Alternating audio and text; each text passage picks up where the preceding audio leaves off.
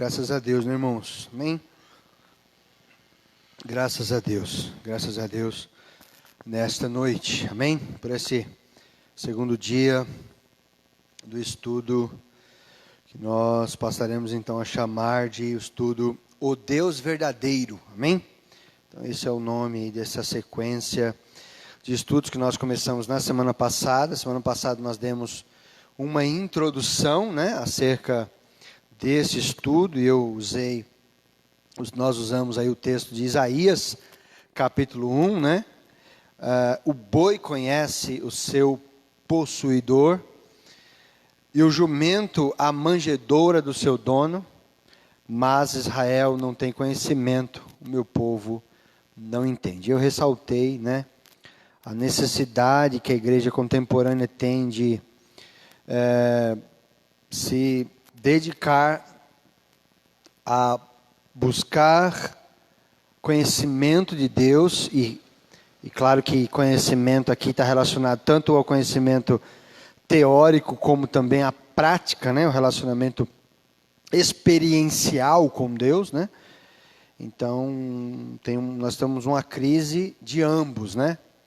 O apóstolo Pedro, em 2 Pedro 3,18, diz: antes crescei na graça e no conhecimento de nosso Senhor e Salvador Jesus Cristo. Louvado seja o nome santo do Senhor. Então, na primeira lição a gente tratou aí, né, o perigo da ignorância, né, o contexto lá de Isaías, a ignorância acerca de Deus por parte do povo de Israel e seu trágico destino, né, os seus cativeiros. Citamos Oséias também.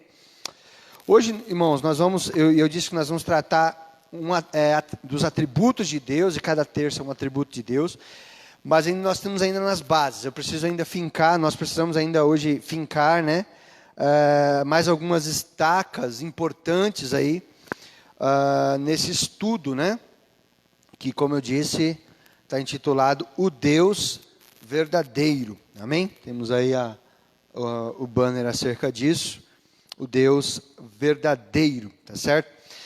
E é um estudo maravilhoso, amém? Nós estamos trabalhando isso dia a dia. Agora, nós precisamos fazer uma pergunta importante para iniciarmos, para fincar hoje a estaca de hoje. E a pergunta é possível estudar Deus? Amém? É possível estudar Deus, né? Porque há quem diga que isso não é possível, né? Porque, na verdade, Deus, ele é um ser infinito, né? A sua compreensão, ela excede o nosso entendimento, né? Mas vamos analisar essa frase, né? É possível estudar Deus? E muitas vezes a objeção que alguns apresentam diz: não, Deus é um ser infinito, é impossível, a sua compreensão, ela excede o nosso entendimento. Bom, o fato de Deus ser um ser infinito, isso é verdade. Isso é verdadeiro, né? O fato de que a sua compreensão, ou seja, compreender Deus, né, excede, ou seja, está além do nosso entendimento, isso também é verdade, né? Isso também é verdade. Ainda assim, Deus, ele pode ser estudado. E a resposta é muito simples. Por que Deus pode ser estudado? O que os irmãos me dizem? Deus pode ser estudado, por quê? O que os irmãos acham? Amém? Se ele é infinito e compreender a Deus excede o nosso entendimento, por que eu posso afirmar que Deus pode ser estudado? Podem dizer. Pela palavra, né? O pastor colocou aqui. Mais especificamente, por que Deus pode ser estudado? Se ele é infinito, se ele excede a compreensão. Ele pode ser estudado porque ele se revelou a nós. E esse é o ponto principal. Amém? Embora a compreensão acerca de Deus, ela não seja plena, a compreensão plena acerca de Deus não seja possível a nós, por causa da nossa limitação, Deus pode sim ser estudado, né? naquilo que ele mesmo se revelou acerca de si mesmo. Não somente pode ser revelado, como ele se revelou para ser estudado. Ele não apenas pode ser estudado, como ele se revelou para isso. Ele se revelou para o homem conhecê-lo. O Deus infinito se fez conhecido, ele se revela a nós. Louvado seja o nome do Senhor. Então, o estudo de Deus, ele é chamado de teologia, tá certo? Teologia. Vem do grego theos, que é Deus, logia, que é estudo, né? Amém? Que vem da palavra logos, né? Que é palavra ou verbo, né? Como João usa em João 1, né? No princípio era o verbo, né? No princípio era o logos, né? Então, Deus, theos e logia, estudo. Então, teologia. Só que aí você tem um ponto importante. O movimento pentecostal, ele tem algumas vertentes e alguns conceitos que, às vezes, tem uma certa aversão ao estudo teológico, né? E, às vezes, até contrária a isso, né? Agora, é importante nós pontuarmos que nem tudo, e talvez seja por isso que existem esses conceitos, é importante nós pontuarmos que nem tudo que se chama teologia hoje é de fato teologia. Isso é importante nós analisarmos, né?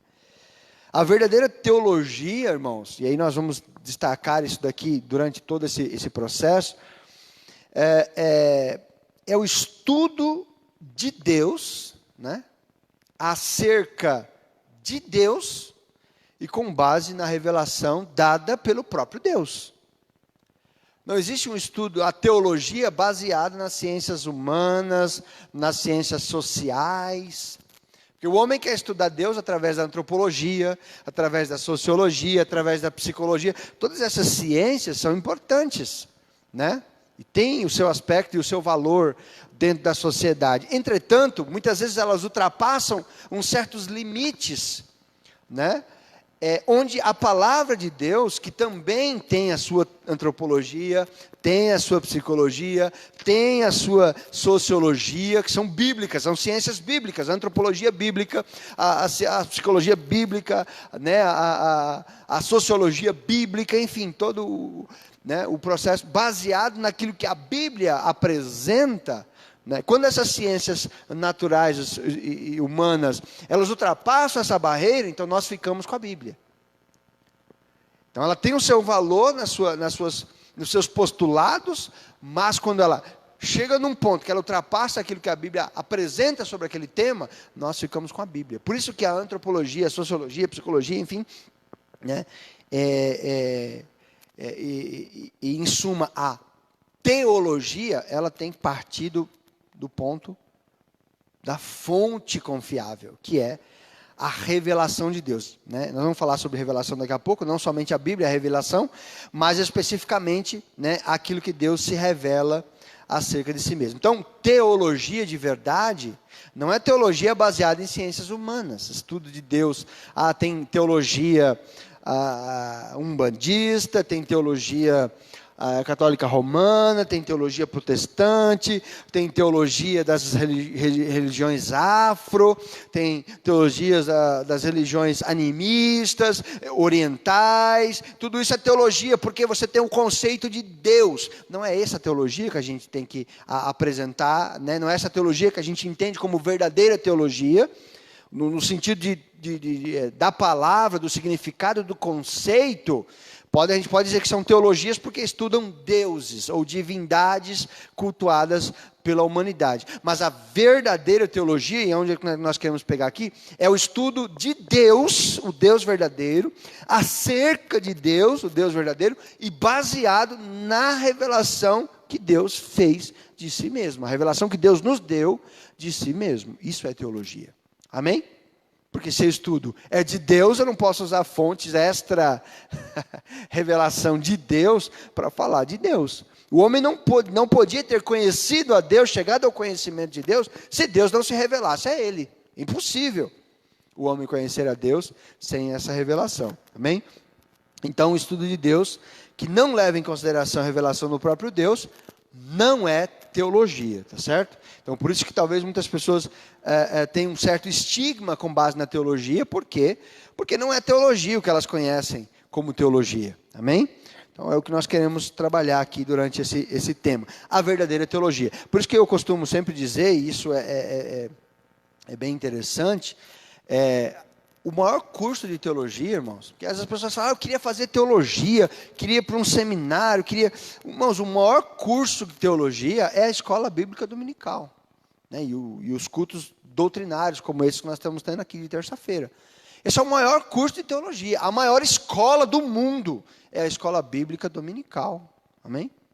Ela está no mundo inteiro, né? A maior escola do mundo, né? E o maior curso de teologia. Claro que os obreiros, né, aquelas pessoas que querem se aprofundar em um tempo menor, um tempo mais curto, elas vão para um seminário, então tem as disciplinas, né, que abordam aqueles temas num tempo mais curto. Agora, a pessoa, usar aqui o pastor como exemplo, quantos anos, pastor? 79?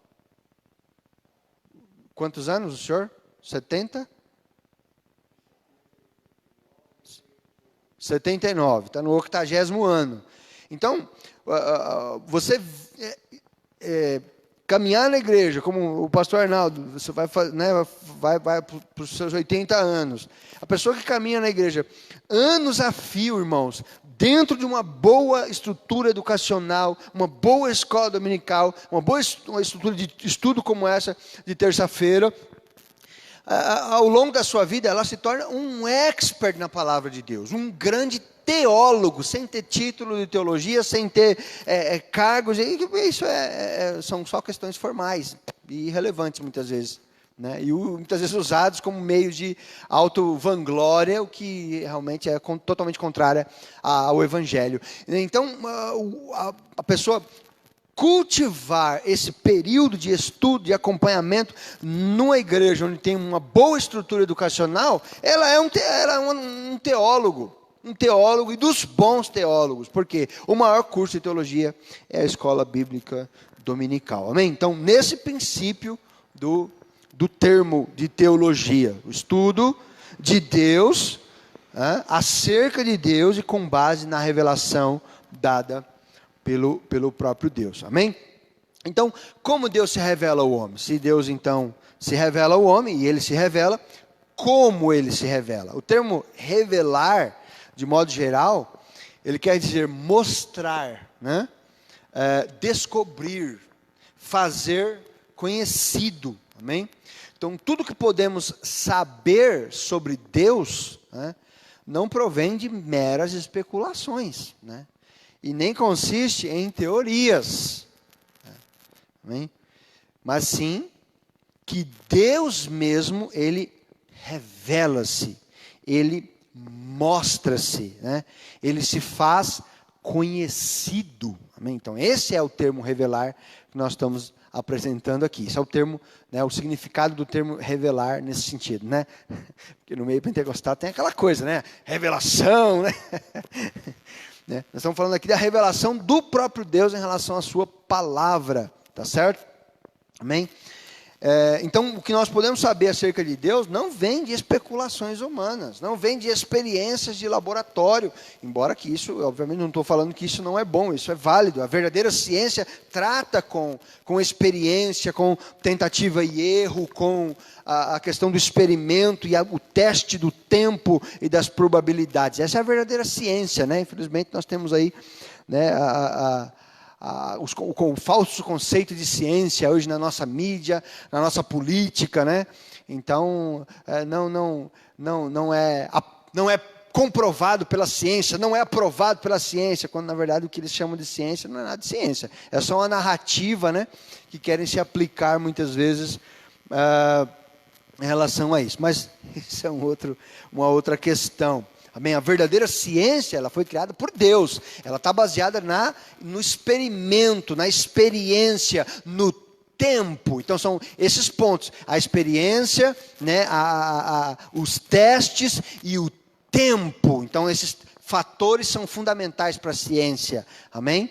Então, por isso que eu digo que essas narrativas que nós temos hoje, elas não têm o tempo. Então, o tempo que vai dizer lá na frente o que é realmente ciência de verdade, o que é narrativa, o que é lobby, o que é tantas coisas. Mas, enfim, já entrei em outra seara aqui. Então, Deus, ele se revela, amém? Ele se revela, né? Amém? Não baseado em experimentos, não baseado em especulações ou teorias, né? Amém? Deus, ele se revela, aquilo que nós conhecemos acerca de Deus, baseado na sua revelação. Agora, como Deus se revela ao homem? Amém? Deus se revela ao homem basicamente de 3 formas. E hoje nós vamos, eu acho que só vai dar tempo de trabalhar 2. Amém? Então, como Deus se revela ao homem? Basicamente de 3 formas. A primeira delas é através da criação. Você está me acompanhando? Deus se revela através das suas obras, né? Dos atos, né? Daquilo que Ele faz, daquilo que Ele fez. Né? No caso, a criação, Deus se revela a partir disso. Por quê? Porque a obra revela o seu autor. Amém? Você já viu uma obra de arte, uma pintura, né? Um quadro bem pintado, como o famoso Mona Lisa de Leonardo da Vinci? Amém? Uma grande escultura, né? Amém? Então, como Deus se revela ao homem? Através das obras, através da criação, tá certo? Então, uma obra de arte, ela revela o quê? A característica do seu autor. Amém? Então, você pega uma pintura, como eu disse, a Mona Lisa, por exemplo, do Leonardo da Vinci, que é talvez o quadro mais famoso do mundo. Você pega uma escultura, né? Uma música, uma composição bem feita, por exemplo, de uma música clássica, de grandes compositores como Beethoven, como Mozart. Você tem, é uma obra de arte, realmente, as composições, né, de música clássica, Vivaldi, né, enfim, Chopin, obras assim maravilhosas. Arquitetura, se você pega, por exemplo, obras de arquitetura, como você pega Brasília, por exemplo, você tem lá aqueles, né, aquelas obras que algumas delas são assinadas por Oscar Niemeyer, né, que foi um grande arquiteto brasileiro, né? Mas você pega vários outros exemplos, né? Catedrais do tempo da era gótica, né? Aqueles desenhos, aqueles detalhes que você vai numa torre de uma catedral lá em cima, muito longe, você chega lá, tem detalhes minuciosos lá em cima. Ninguém está vendo, é longe, não tem como ver. Mas o artista, ele não está preocupado se vai ver de perto ou de longe. Aquilo é detalhado, é muito bem feito. Né? O teto da Capela Sistina, né? Em Roma, você tem aquela obra de Michelangelo, né? Onde tem uma figura de um ser, que seria Deus, né? A representação de Deus, e o homem, né? Com o dedo, né? Um próximo encostado no outro. Assim. Aquela obra é uma obra linda, né? Uma obra bonita, né? Então, quando você olha, né, para uma obra de arte, seja ela de qual tipo for, você mesmo que você não conheça o autor, nunca tenha conhecido, ou talvez até não tenha ouvido falar e comece a entender a partir daquele momento, você vai ver o talento do autor, você vai ver a genialidade do autor naquela obra. A mesma coisa é o universo. Quando você olha para o universo, você vê a marca do autor. Você vê a complexidade do universo, você vê a imensidão, né? A grandeza, a beleza, a harmonia de todo o universo funcionando. Você olha e você tem convicção que aquilo não é obra do acaso. Mesmo que a ciência diga, como eu disse, aí são teorias, né? porque mais uma vez são teorias, né? O Big Bang, a evolução de Charles Darwin, isso tudo são teorias, né? Nunca foi comprovado cientificamente. Eles querem dizer que ciência é comprovado cientificamente, mas ao mesmo tempo ensina-se teorias nas escolas. É uma coisa terrível, né? Mas mesmo que essas teorias digam o contrário, né? É impossível você não olhar e não ver que há um Criador, que há um arquiteto perfeitamente, plenamente poderoso e sábio, que projetou todas as coisas, que idealizou todas as coisas, e Ele realizou tudo isso com a sua, da sua própria maneira, com a sua própria palavra, né? Ele fez todas as coisas. Amém? Então, essa primeira forma de Deus se revelar, né, através da criação, né, então essa questão, a obra revela o seu autor. O Salmo 19, versículo 1, né, o Salmo 19, versículo 1 diz: os céus manifestam a glória de Deus, e o firmamento anuncia a obra das suas mãos. Então, os céus manifestam a glória de Deus. Assim como uma pintura de Leonardo da Vinci mostra a genialidade dele, assim como uma obra de Beethoven, uma composição de Beethoven mostra a genialidade de Beethoven, que é a graça comum de Deus na vida dos homens, mesmo que eles sejam ímpios e não conheçam a Deus. Muitos desses conheceram, mas mesmo que eles sejam ímpios e não conheçam a Deus, a graça comum de Deus, né, capacita o homem a fazer essas coisas geniais, mesmo que eles não honrem a Deus por isso, mas é a graça comum de Deus na vida dessas pessoas, amém? Então, da mesma forma que uma obra musical, literária, né, como as obras aí de grandes escritores de Shakespeare em inglês, como as obras de autores brasileiros como Machado de Assis, como grandes obras, né, de literatura, né, o Pequeno Príncipe de Antoine de Saint-Exupéry, francês, né, uma obra assim simples, mas com princípios muito interessantes, né. Então mostra essa característica, essa marca do autor, essa genialidade do autor. Da mesma forma, né, o salmista diz: os céus manifestam a glória de Deus. E o firmamento anuncia a obra das suas mãos. Lá em Romanos, abra comigo em Romanos capítulo 1, verso 19 e 20. Romanos, capítulo número 1, verso 19 e 20. O apóstolo Paulo vai falar um pouco sobre isso também, né? Sobre essa característica da criação revelar, né, a divindade, a pessoa de Deus, enfim, é o Criador. Romanos 1, versículo 19 e 20 diz assim: porquanto o que de Deus se pode conhecer, neles se manifesta. Neles em quem ele estava falando antes, né? Porque Deus lhe manifestou. Versículo 20.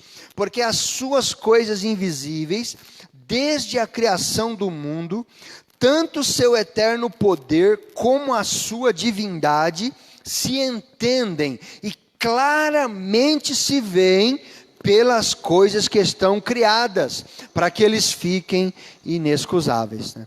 Então veja, Paulo está falando daqueles que rejeitaram a Deus, mesmo conhecendo a Deus, rejeitaram a Deus, não glorificaram como Deus.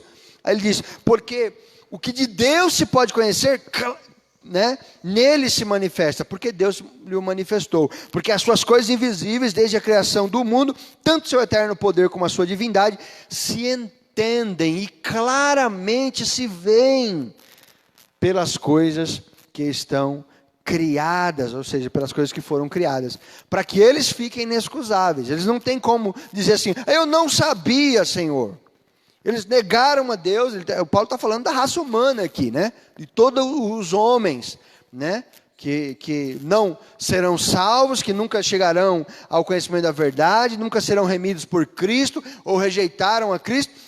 Eles não terão desculpa de dizer assim diante de Deus naquele dia: eu não sabia. Não sabia. Não tem como. Eles são inexcusáveis, não tem desculpa para eles não dizerem, eu não sabia. Mesmo aqueles que nunca ouviram falar do Evangelho, mesmo aqueles que nunca ouviram falar de Deus, não tem desculpa.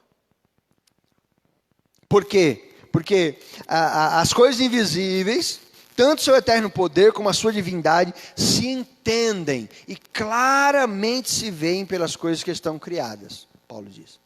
A criação revela, né, o Criador. Assim como esse aparelho, né, tem a marca da fábrica, né, a Samsung, né? A Samsung tem lá, né, o seu criador. Então, esse aparelho dá a marca do criador, que é a Samsung, é um aparelho da Samsung. Né? Amém? Então, essa caixa tem a marca lá, está escrito Master ali, deve ter uma outra marca, enfim.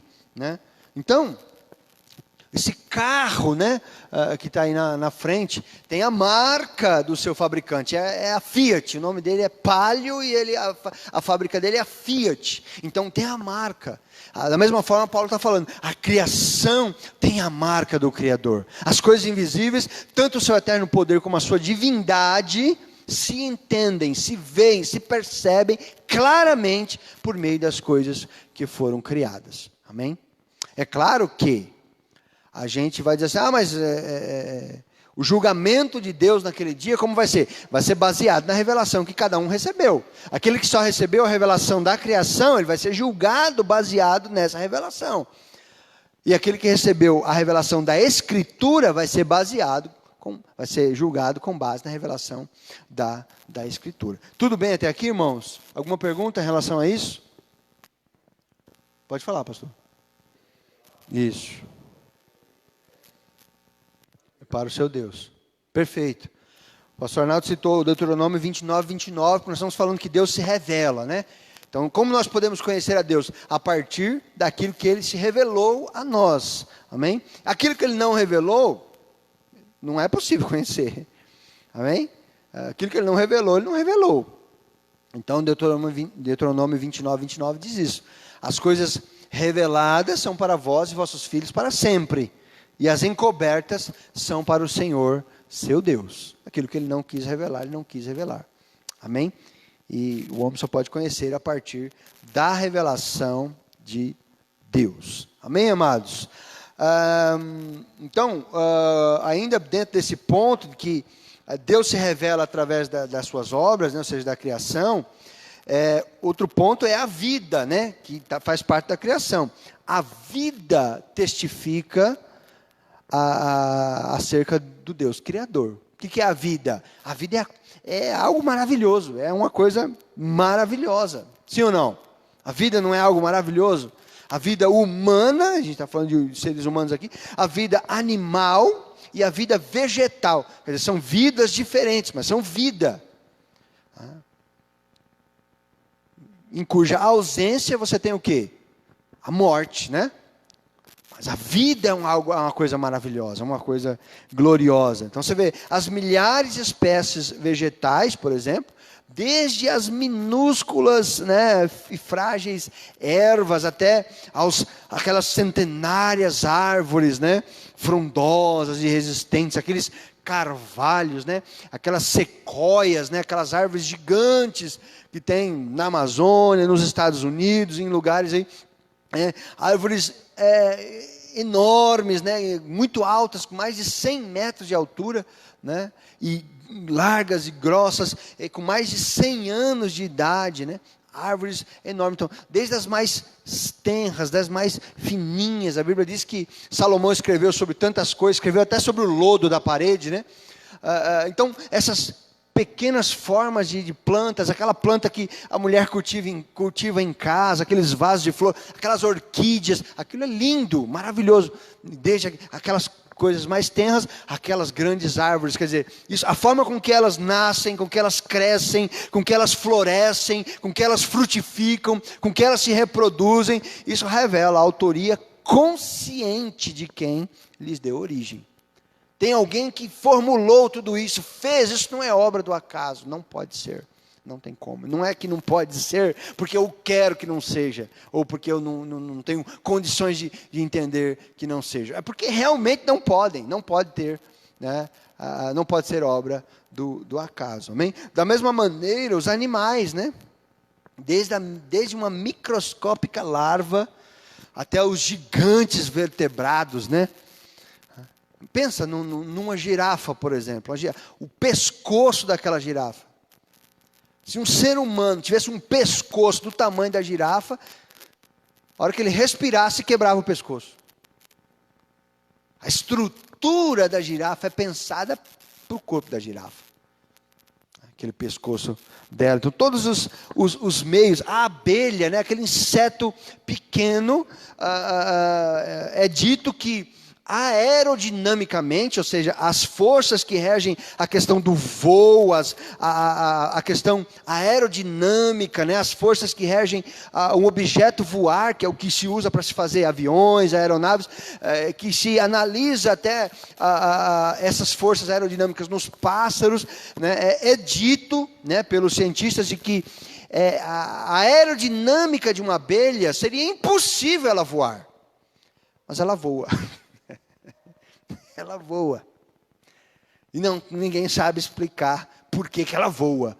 Porque ela foi projetada por quem, aleluia, sabia o que estava fazendo. Então, os animais, né, os gigantes, eles constituem um testemunho assim, eloquente, né?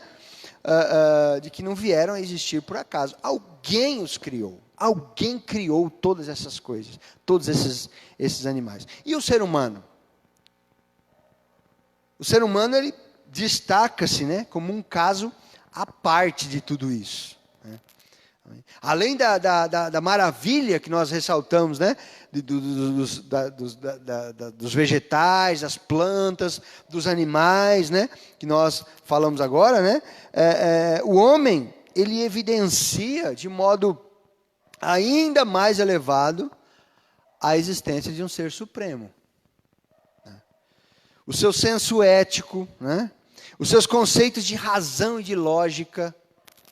Porque um cachorro, ele tem vida, ele se alegra, ele anda, se você chama ele, ele vem, ele balança o rabo, ele interage.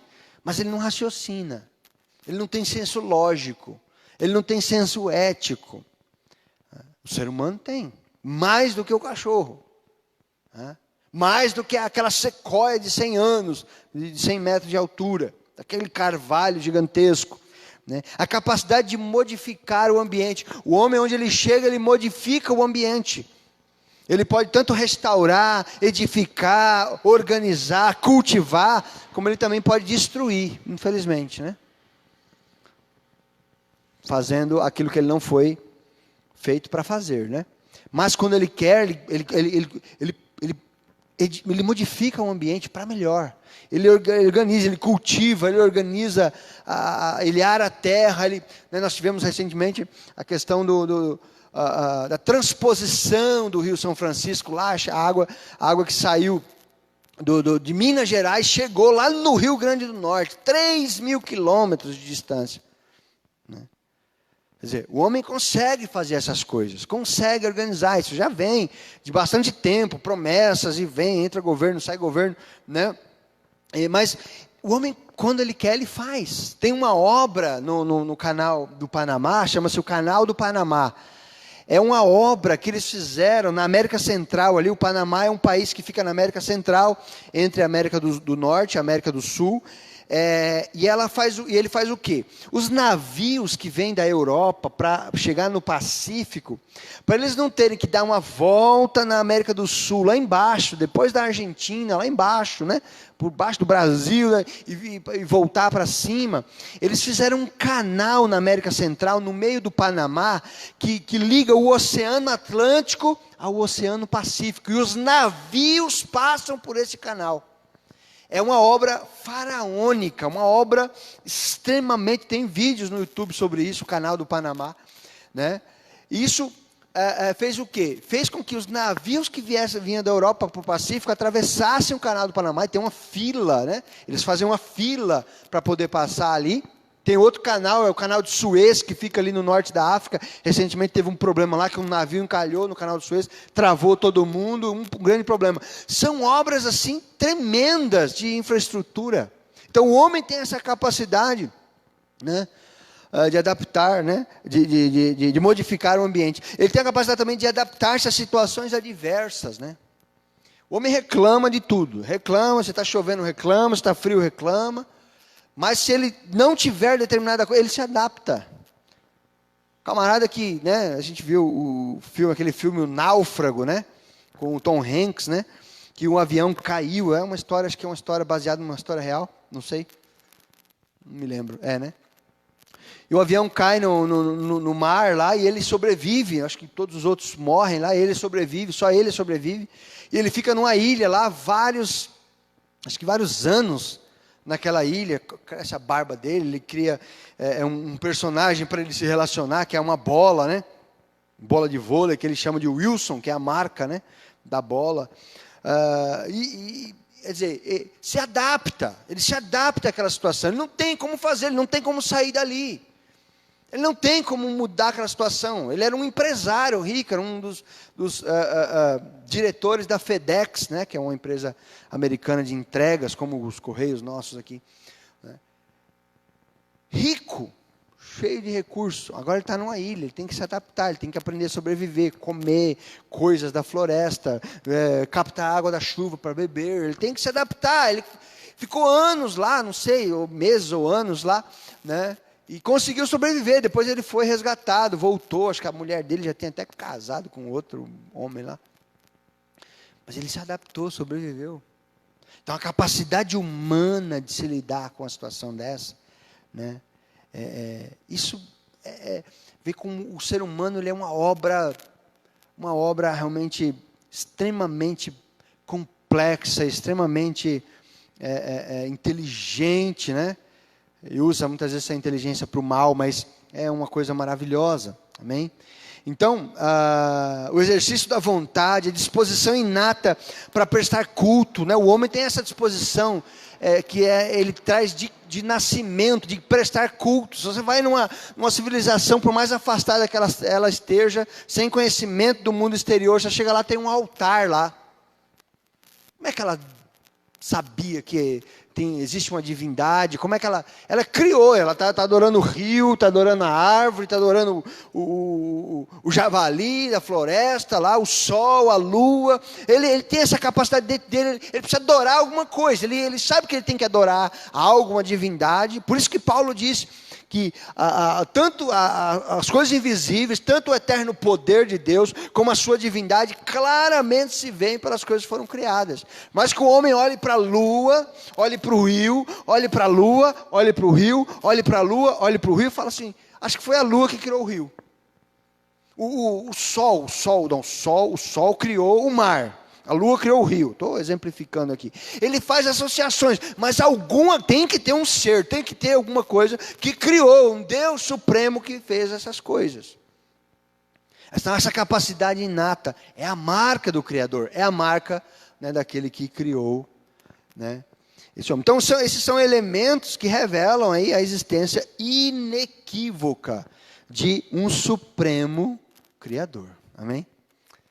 Então, como Deus se revela? Deus se revela através das suas obras. Outro ponto, que é o segundo ponto, nós dissemos que o tempo está acabando já, mas o outro ponto que o pastor colocou, as Escrituras, né? Então, Deus se revela através das suas obras, da criação, e Deus se revela também através das Escrituras, né? A sua palavra, né? Amém?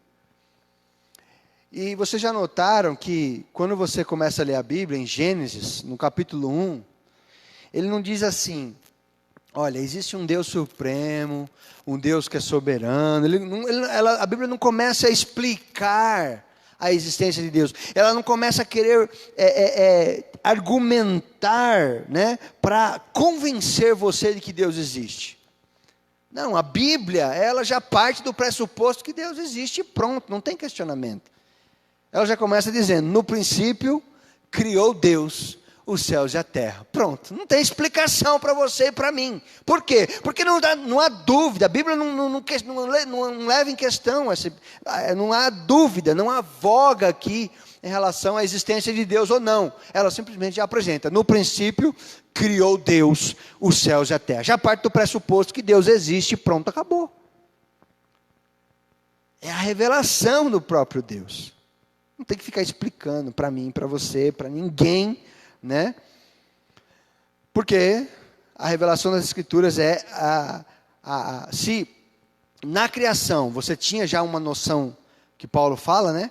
Uma noção acerca da divindade, a Escritura vai começar a detalhar essa divindade, vai começar a falar acerca de Deus. Salmo 33, né?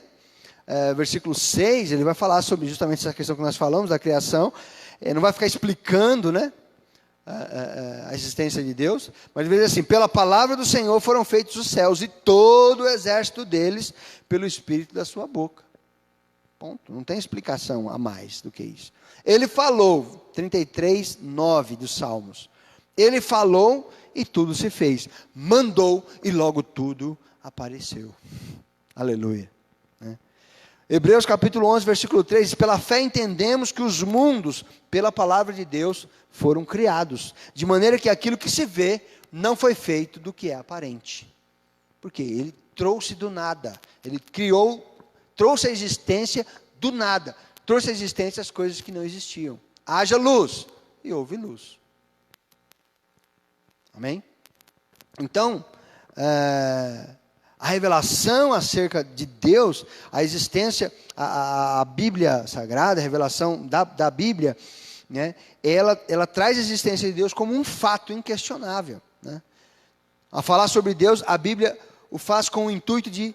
ela não faz com o intuito de provar a sua existência. Né? Isso é um fato que dispensa a argumentação, foi o que nós falamos. Amém? Então, a Escritura, ela vai... trabalhar o quê? A descrição acerca de Deus, né? Acerca da pessoa de Deus, da natureza de Deus, dos atributos de Deus e do aspecto moral de Deus. Aquilo que a criação não faz, ela dá uma ideia acerca de um Criador supremo. Agora, a revelação da Escritura, ela vai descrever o caráter, a natureza e o caráter de Deus. Amém? Ela traz ricos detalhes, né, sobre a natureza de Deus e seus atributos. Amém? Então, nós temos a revelação sobre como Deus é e como Ele opera. Né? Se a criação, que são as obras de Deus, nos davam um vislumbre acerca do Criador supremo e perfeito, as Escrituras nos revelam Deus descendo a ricos detalhes sobre o que Deus é, ou seja, o que Ele é, a sua natureza, né? O que Ele faz, são seus atributos ativos, né, de Deus, e como Ele o faz, que são seus atributos morais, que Ele comunica, compartilha com a sua criação. Nós vamos falar sobre atributos mais para frente, tá certo? Mas só para dar uma pincelada rápida nos atributos de Deus aqui, para ficar com aquele melzinho na boca, né? Para a gente poder trabalhar isso posteriormente. Você tem os atributos acerca da natureza íntima de Deus. Então, Deus, Ele é Espírito, amém? Deus é Espírito. Deus, Ele é infinito.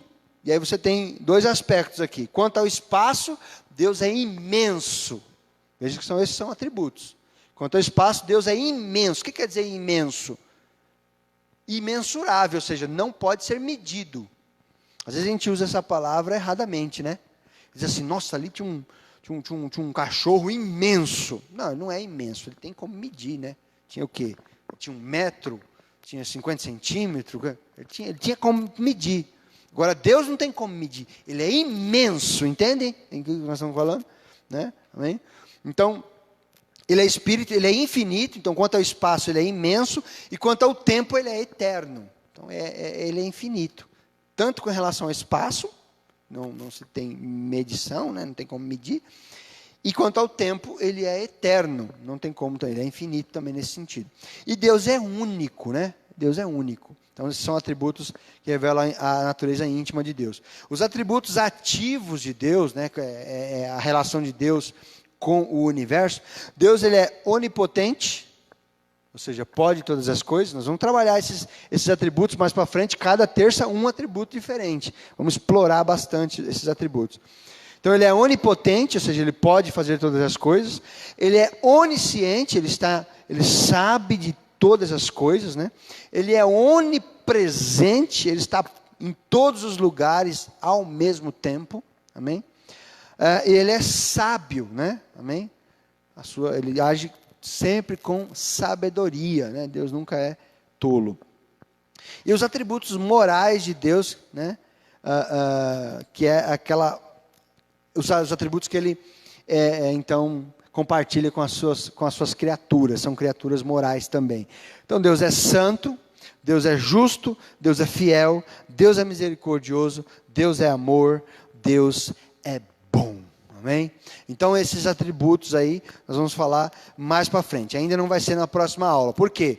Porque nós falamos sobre duas maneiras de Deus se revelar, que são através da criação e através do quê? Das Escrituras. Mas tem mais uma forma de revelação de Deus, que é o clímax da revelação de Deus. Você sabe o que é? Você pode pensar e raciocinar aí, né? Para a próxima aula nós vamos tratar sobre isso. O clímax da revelação de Deus, então, na próxima aula. Amém, amados? Alguma pergunta, alguma colocação em relação a isso? Então, em suma, para a gente concluir, Deus pode ser estudado? Sim, pode ser. Ele pode ser plenamente compreendido? Não, porque nós somos limitados e Ele é ilimitado. Mas agora, o que nós podemos aprender de Deus e estudar a Deus? Nós podemos aprender de Deus e estudar Deus baseado naquilo que Ele se revelou acerca dele. Não é especulação minha. Por isso que às vezes a gente diz assim, eu acho. Não, você não tem que achar nada. Eu também não tenho que achar nada. Se a Bíblia diz uma coisa, é a verdade.